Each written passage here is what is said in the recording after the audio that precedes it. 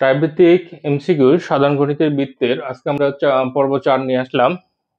পর্ব 4-এ আজকে আমরা স্পর্শক এই রিলেটেড এমসিকিউ গুলো নিয়ে আলোচনা করব। এগুলো বিভিন্ন বোর্ডে আসা এমসিকিউ। আমরা শুরু করি। প্রথম 1 নম্বর কোশ্চেনটা বলছে, ও কেন্দ্র বিশিষ্ট বৃত্তে এ ও এ একটি ব্যাসার্ধ, এ বিন্দুতে কয়টি স্পর্শক অঙ্কন করা যায়? আচ্ছা, প্রথমে আমরা একটা ছবি আঁকি, যে এটা একটা ও কেন্দ্র বিশিষ্ট বৃত্ত, এই ও এ, এটা ও, এটা এ। এই ও এ ব্যাসার্ধ, এই ও এ ব্যাসার্ধ বিশিষ্ট ও কেন্দ্র বিশিষ্ট ও এ ব্যাসার্ধ নিয়ে ও কেন্দ্র বিশিষ্ট এটা একটা বৃত্ত।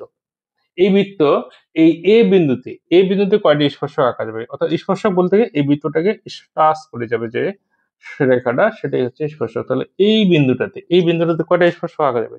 সর্বোচ্চ একটা স্পর্শক আঁকা যাবে।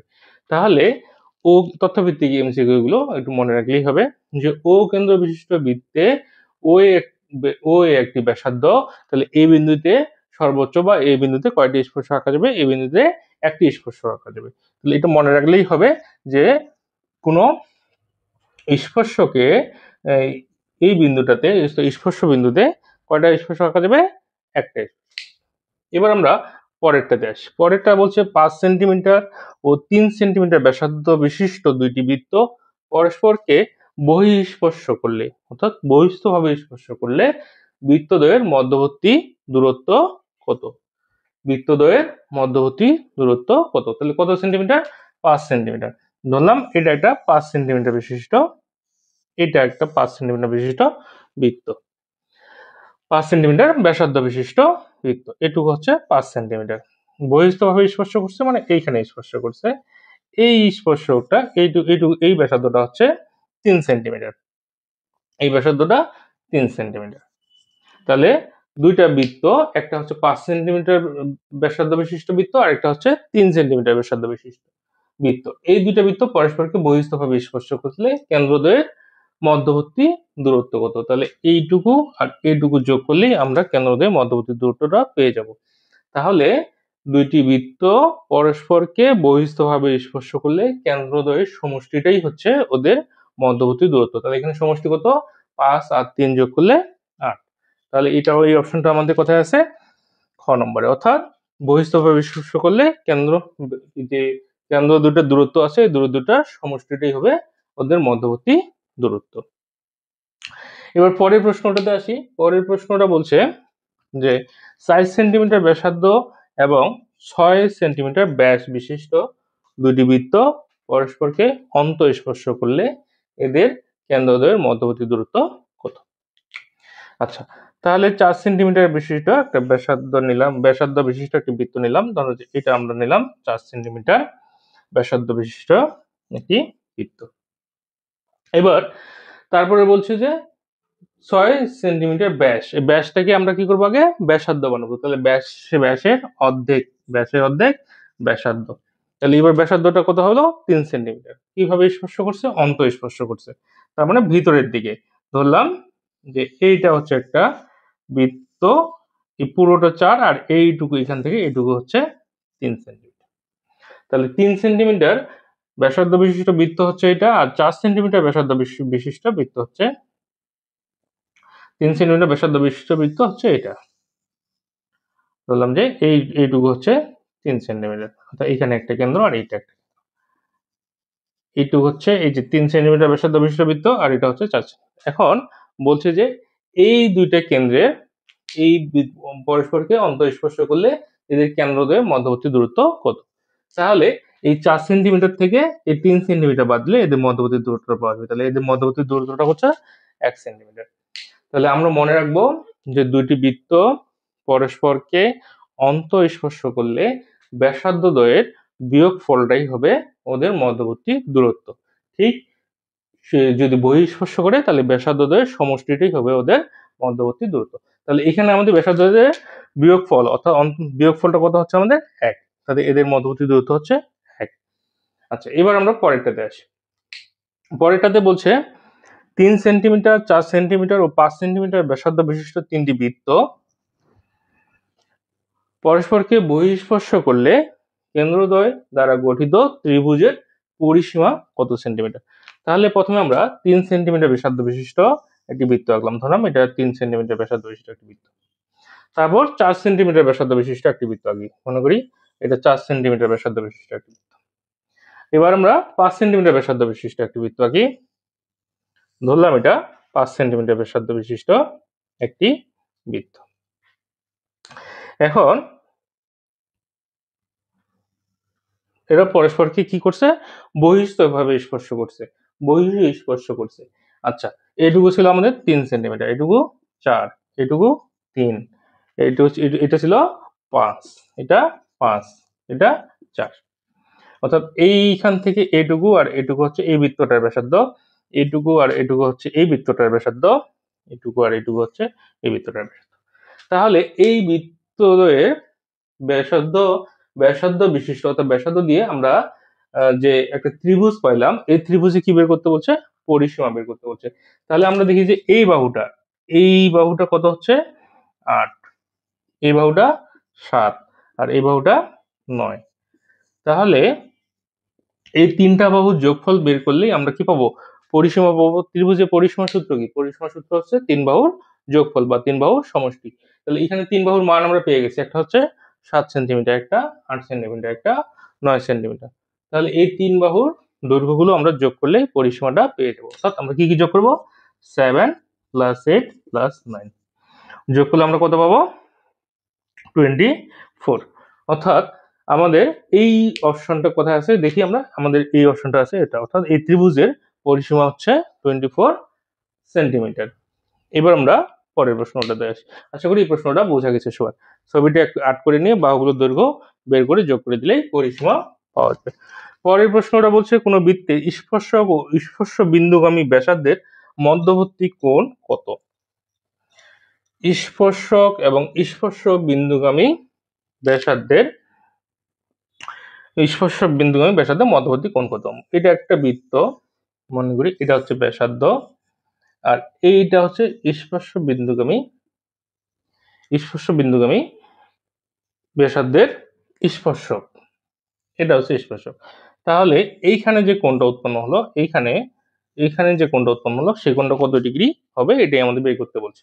তাহলে এই ব্যাসার্ধে স্পর্শ বিন্দুগামীর উপর এই যে লম্ব এখানে যে কোণটা উৎপন্ন হয় বা এই অঙ্কিত বাহুটা, এখানে কোণটা হয় 90 ডিগ্রি।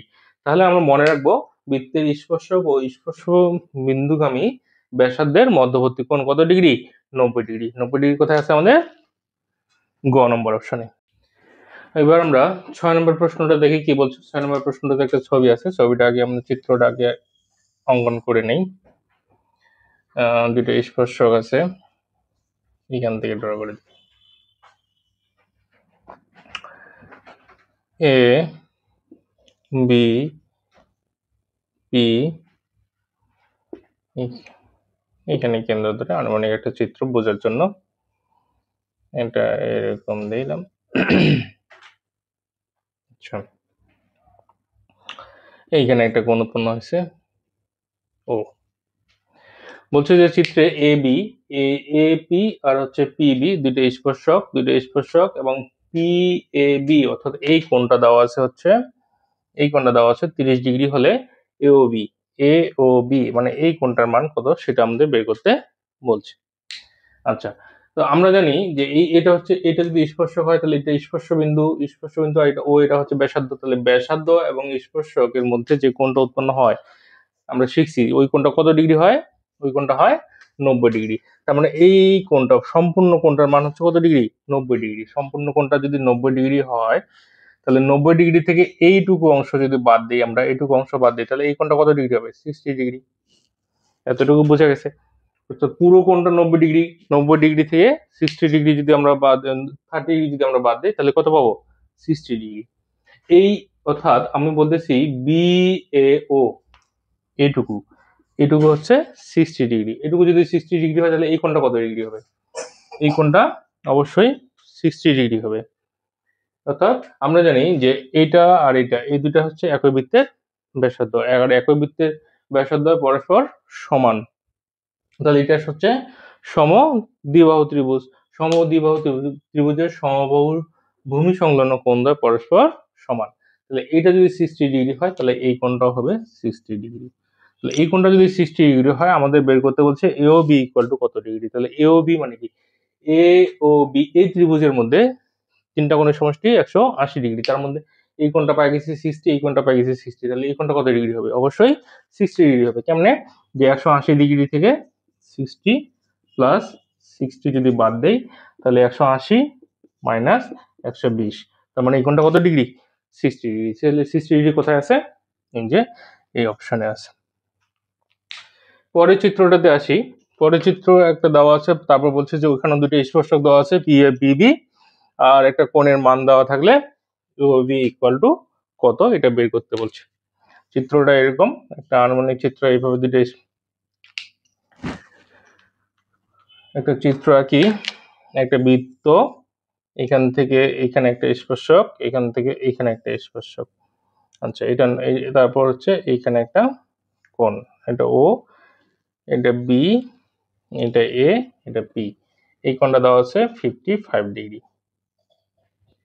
55 ডিগ্রি হলে এই কোণটার মান বের করতে বলছে। তো আমরা জানি যে এই বিপরীত কোণদ্বয়ের সমষ্টি কত ডিগ্রি হবে? 180 ডিগ্রি। তাহলে 180 ডিগ্রি যদি হয়, 180 ডিগ্রি থেকে যদি আমরা 55 ডিগ্রি বাদ দেই তাহলে কত ডিগ্রি পাবো? তাহলে এখান থেকে 55 ডিগ্রি পেলে পাবো 125 ডিগ্রি। অর্থাৎ 125 আমাদের কোথায় আছে? এইখানে। তথা এ ও বি এই কোণটার মান কত ডিগ্রি? 125 ডিগ্রি। এবার আমরা পরেরটাতে যাই। বলছে যে বর্গে অন্তর্লিখিত বৃত্তের স্পর্শকের সংখ্যা কত? বর্গে অন্তর্লিখিত বৃত্তের, বর্গে অন্তর্লিখিত বৃত্ত মানে হচ্ছে যে একটা বর্গ, এই ভিতরে কি থাকবে? একটা, এই ভিতরে থাকবে একটা বৃত্ত, অর্থাৎ একটা বৃত্ত থাকবে এই বর্গের ভিতরে, এই বর্গের ভিতরে। তাহলে বর্গে অন্তর্লিখিত বৃত্ত অর্থাৎ একটা বর্গের ভিতরে একটা বৃত্ত থাকবে। এই বৃত্তটা, এই বৃত্তের স্পর্শকের সংখ্যা কয়টি? তাহলে এখানে এখানেও স্পর্শ করছে, এখানেও স্পর্শ করছে, এখানে করছে, এখানে করছে, তাহলে স্পর্শকের সংখ্যা কয়টি হবে? স্পর্শকের সংখ্যা হবে 4টি। পরের প্রশ্ন বলছে দুইটি বৃত্ত পরস্পরকে বহিঃস্পর্শ করলে বৃত্ত দুটির মধ্যে সর্বোচ্চ কয়টি সাধারণ স্পর্শক আঁকা যায়? সাধারণ স্পর্শক মানে হচ্ছে যে দুইটি বৃত্তকে যে সরলরেখাটা স্পর্শ করবে সেটাকেই বলবো আমরা সাধারণ স্পর্শক।